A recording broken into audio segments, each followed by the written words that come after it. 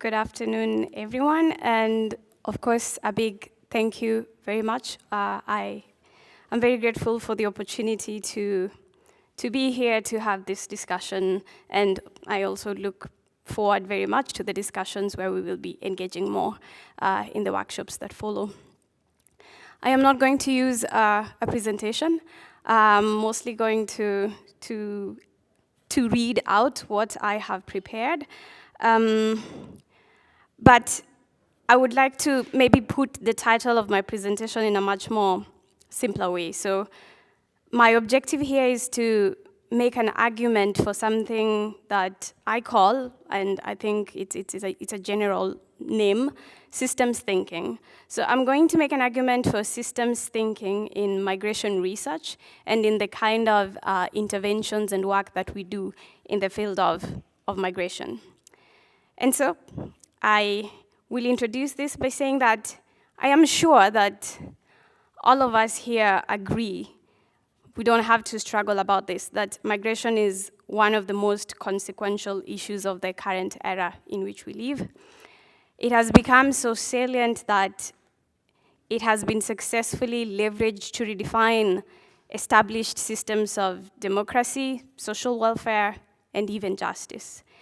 In Finland, for example, we have several socio-political developments just in the past decade that reflect this reality.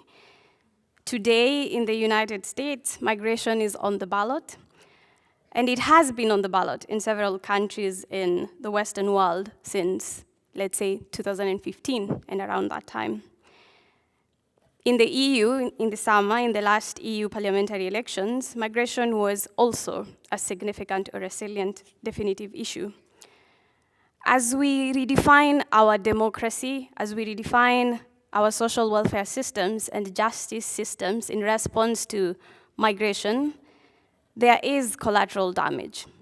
There are lives that are lost because of how we do those revisions, in the sense that there are people who die. And then there are also people who lose potential, the people who lose dreams, the people who lose the possibility to live out their full potential because of these redefinitions. And then I wonder, can migration, the simple movement of human beings across borders, really be such a potent thing to which we are reacting so strongly at institutional and national levels? And I'm then wondering that, could it be that we, all of us here, the stakeholders, we engage with migration in different ways? Could it be that we have simply just not fully comprehended the whole spectrum of what actually is the phenomenon that we call migration? Because I think that migration as simply people crossing borders cannot justify the picture that I've just painted, where actually the consequences result in lives being lost, for example. And if it was so, I think that we are a very advanced society.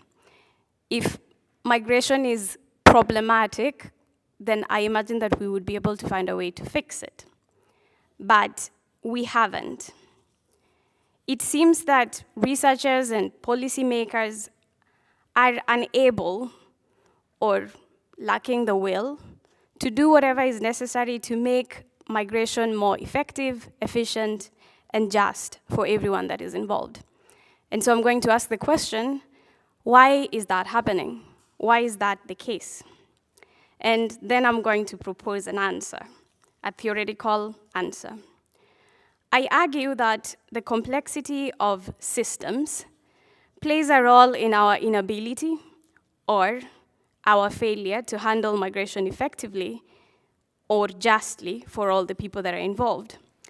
And drawing on the theory of systems, I want to centralize the concept of system and systems thinking in this presentation to make an argument for all of us to shift, or at least to include systems thinking as much as possible in the migration research that we do and in the migration work that we do. So for the remainder of my presentation, I will attempt to map out the systemic nature of migration. I will use illustrative examples from my own research, and I will also reflect on current developments in Finnish society to drive home the point that I hope to share with you. And I hope that you will find direct implications for the work that you do. So let's start with a definition of systems. What is systems?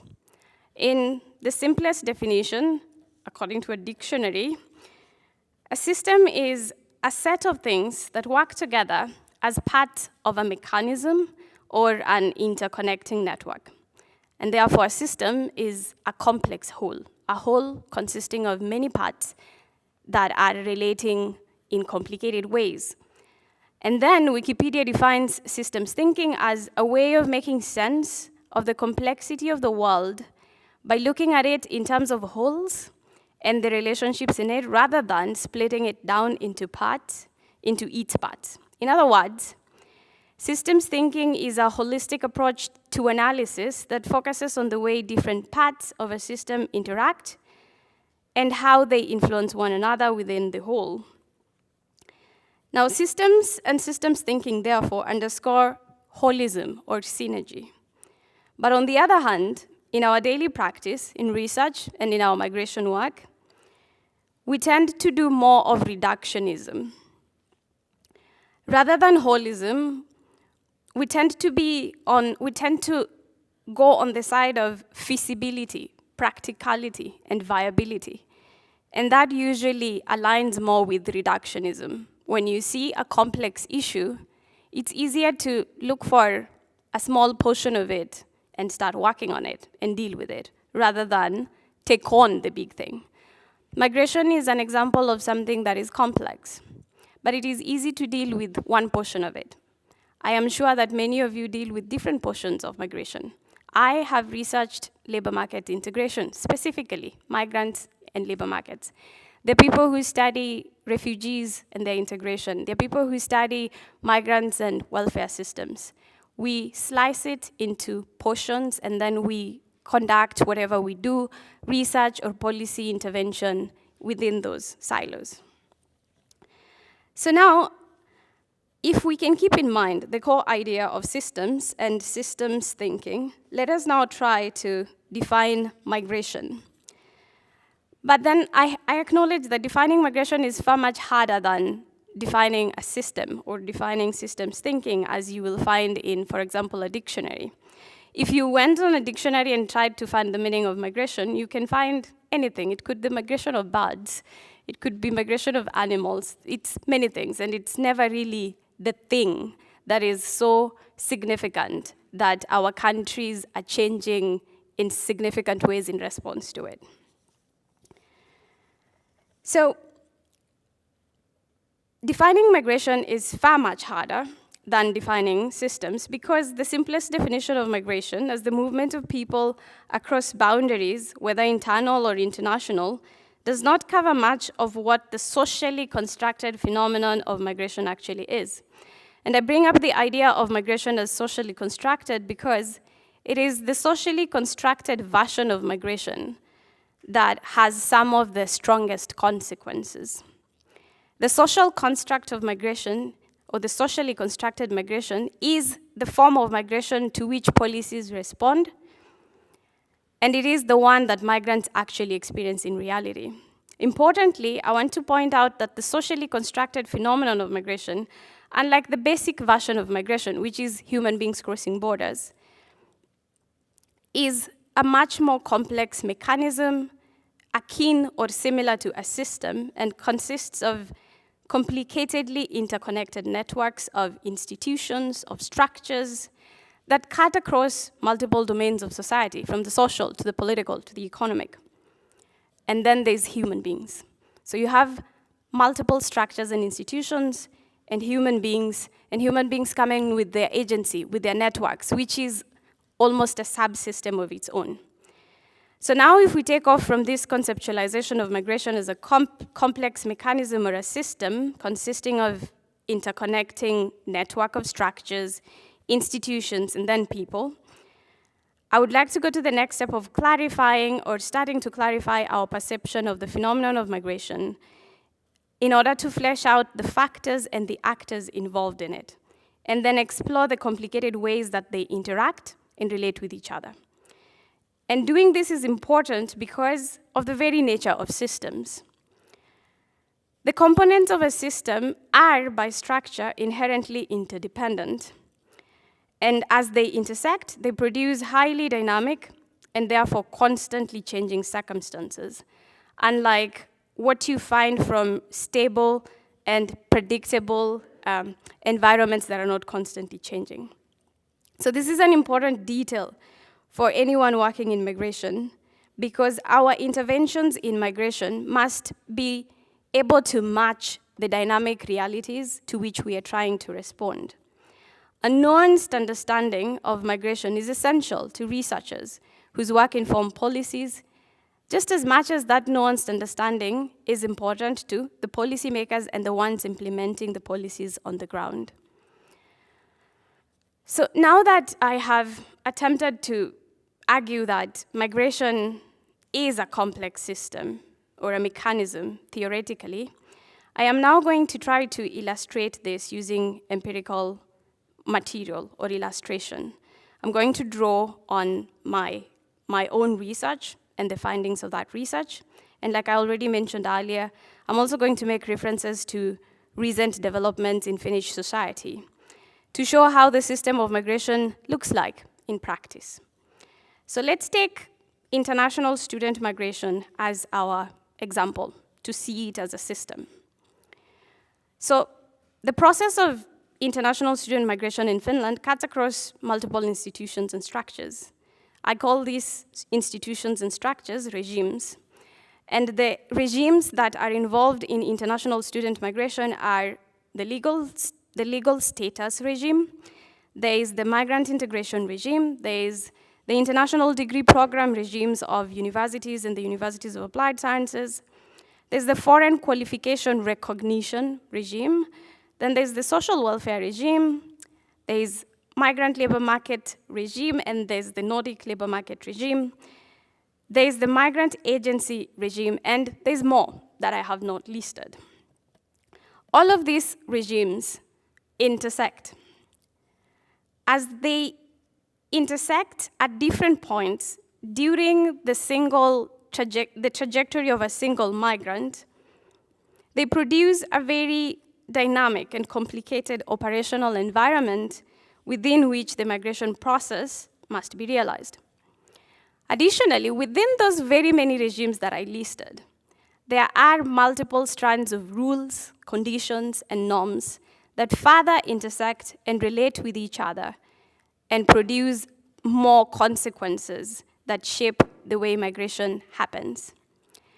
They do not only shape the an existing environment, but they also create very specific environments out of which we have migration taking very specific shapes and forms.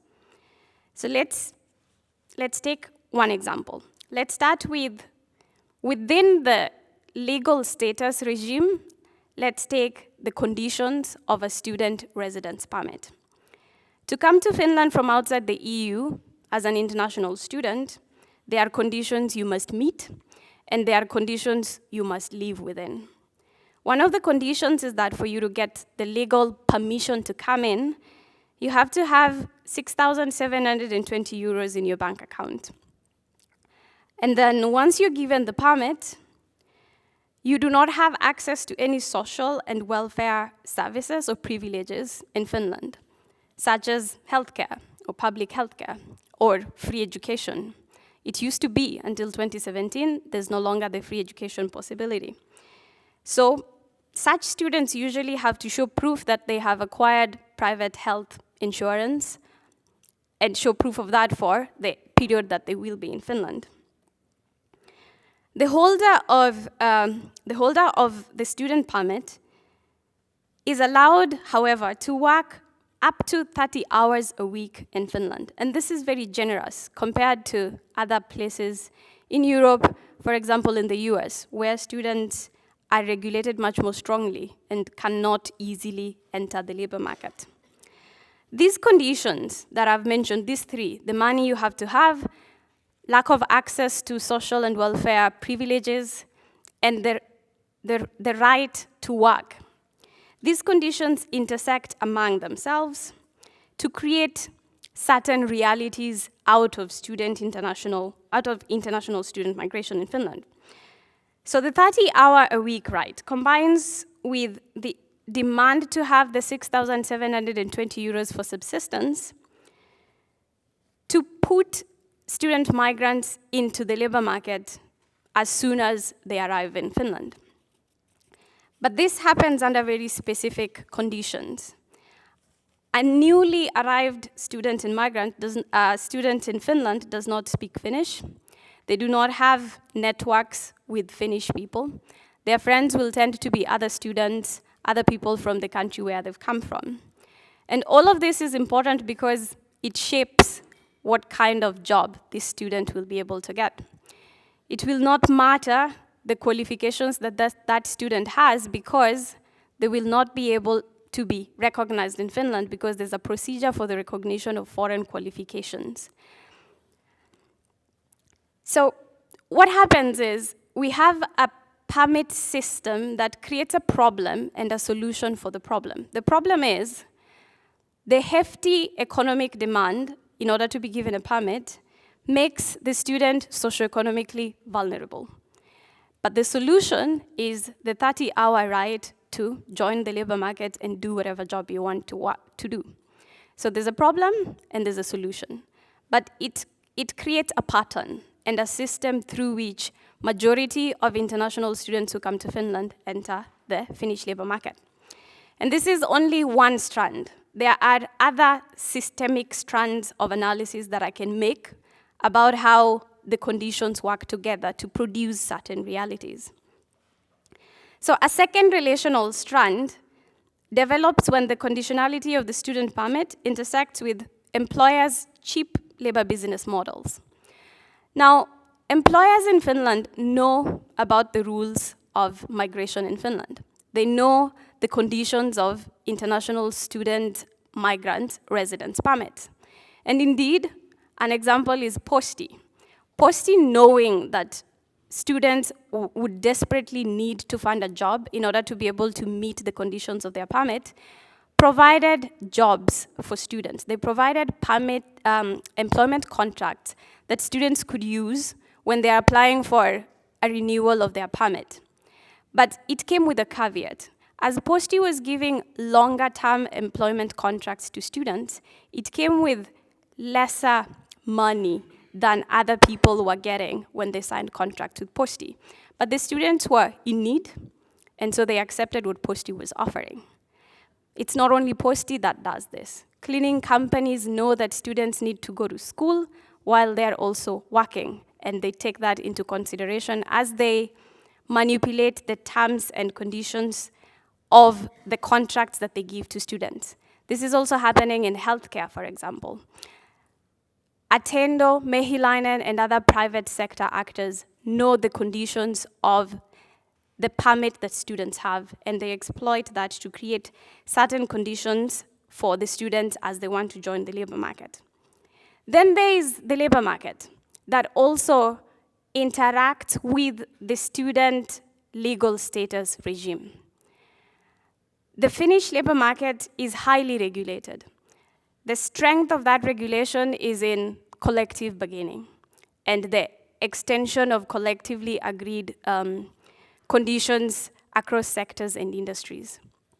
That depends very much on how long unions in Finland will manage to retain the leverage that allowed them to be able to participate in the tripartite consensus process.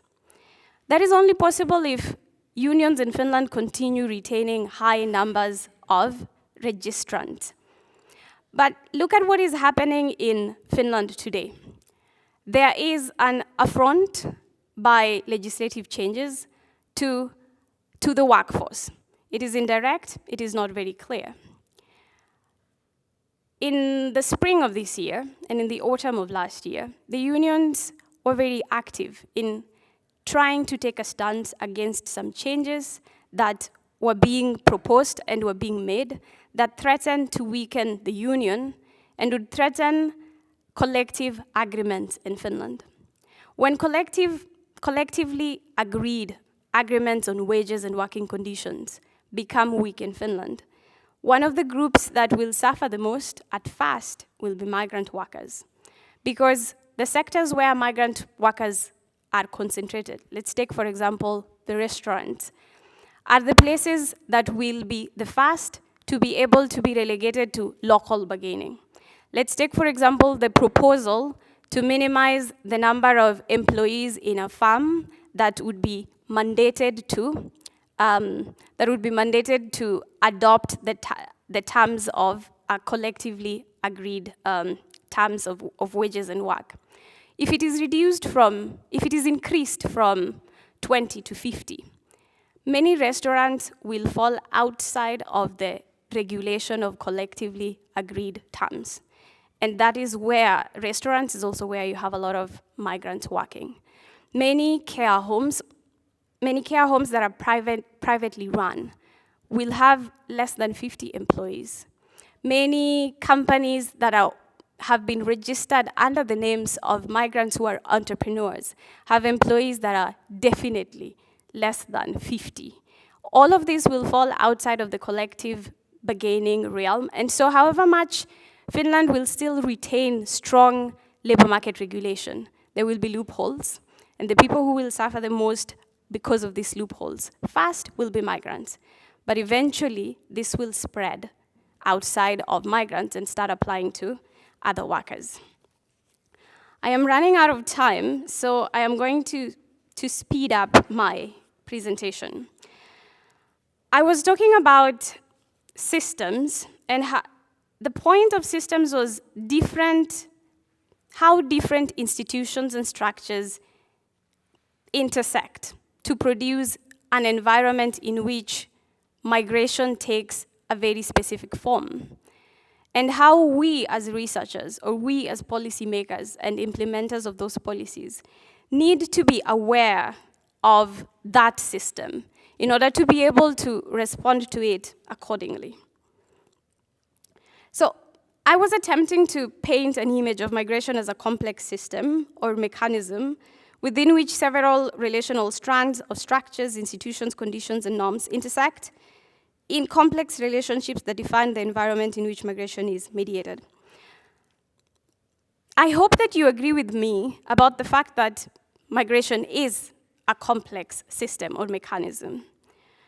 But now this is the reason why I want you to accept this, or I want us to agree on this.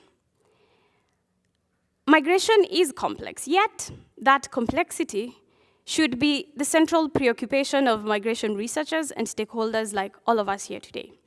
I did not need to tell you that migration is complex. I am sure you know that. However, my goal was to show you the importance of that complexity for our work as researchers, policymakers, and people who implement migration policies. At the beginning of the presentation, I spoke about the salience of migration in contemporary society. Now I would like to add that salience, or the strength, or the importance that migration is taking is because of its complexity. The sheer spectrum of opportunities, whether social, economic, and political, that migration presents for varied interest groups, and how the diversity of interests and objectives of the various migration projects intersect, as I have illustrated, are the reasons why it is both complex and salient. But what does this mean for our work? I would argue that our interventions should match the case. Therefore, we should keep our focus on the complex whole of migration, and not only our niche questions and topics of interest. This is not to mean that all migration research cannot be focused. I simply mean that our research and our work should always acknowledge the complex framework that underlies the discrete issues we focus on in our work. Perhaps there can be a section of researchers who are dedicated to researching and updating the ecosystem of migration in Finland, for example, every 2 to 5 years. I have seen this being implemented in other thematic research areas, such as in worker posting. We should not compromise on the aim of a holistic understanding of the entire system of migration in Finland so that we can be able to do justice in our analysis of various migration issues. A second point, the system of migration in Finland is a living thing, and it is productive. Here, my goal is to underscore the dynamic, indefinite, and productive nature of the migration mechanism. Migration is not passive, neither is it a concrete reality, which is definite and which people simply engage with or do. It is far from that. In fact, migration in its living nature does some things too. Migration can happen to a migrant. It's not just migrants who do migration. Migration can do something to you if you look at it as a system, if you look at it as a system of structures and institutions. Migration is a dynamic network of rules, structures, and human life that are in constant interaction, that produce new forms and circumstances, that in turn shape migration processes and outcomes in unprecedented ways. We may not be able to predict and anticipate the form migration will take at any time, but if we have a constantly updated understanding of the migration ecosystem, we will be able to adjust our interventions without losing too much time. As a living thing, migration constantly changes as its institutions, structures, and networks keep changing, especially because of the pressures they exert on each other. Through the strategic actions of migration actors and institutions, such as the responses of employers to legal status conditions, the system of migration constructs realities of its own that would not exist outside of the migration system. Migration has always created reality, as epitomized, for example, by the parallel labor market regimes that exist in various migrant-receiving economies. However, migration policies and interventions have tended to treat migration as a concrete phenomenon that is unchanging. Migration workers should consider the productive capacity of migration as they interpret the lived experiences of migrants, as they design theories, and as they suggest policies. Lastly, the system of migration is predominantly human-made and intentional. The flip side of this is that something can be done about most of what is considered difficult or even problematic and unsatisfactory about migration. At the beginning, I wondered why the world was failing at facilitating migration in a way that would be effective and just for all. I also argued that the complexity of systems was to blame. However, if we comprehensively understand the system, the mechanism of migration, especially if we can understand the whole map of the institutions, the structures, the rules, the norms, and the circumstances that shape migration as it happens, we would be better able to target our interventions in order to achieve better results with our management of migration. And lastly, so the core issue underlying the argument I make here today about systems thinking in migration and research is the idea that you cannot really understand something that you do not fully know. And my argument is that we do not fully know migration in its entirety. We can see problems of language in the labor market. We can see problems of discrimination. We can see problems of occupational concentration. Migrants concentrate in certain jobs. If we look at those things in silos, we will not be able to. That is not migration. Those are specific things, they are specific issues, but that is not the entirety of the migration as a system.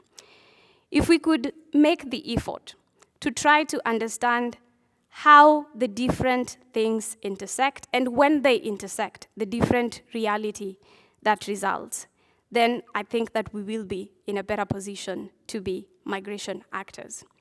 Without a comprehensive understanding of the issue in which one is intervening, the intervention will most certainly be inefficient, ineffective in one way or another. It can even be misdirected and make things worse rather than make things better. So the argument that I'm making here are equally important for you and for migrants, and then policymakers and the implementers of those policies.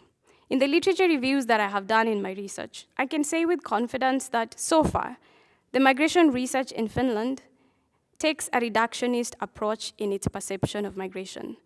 It slices up migration into discrete silos and then deals squarely with single or a couple of silos at a time. I know that the many constraints of the work that we do make it so that we have to work that way. But I also believe that change begins somewhere. And one of the places where we could begin to make a change is how we think of migration. And today, I argued that we could think of it as a system. I will stop there.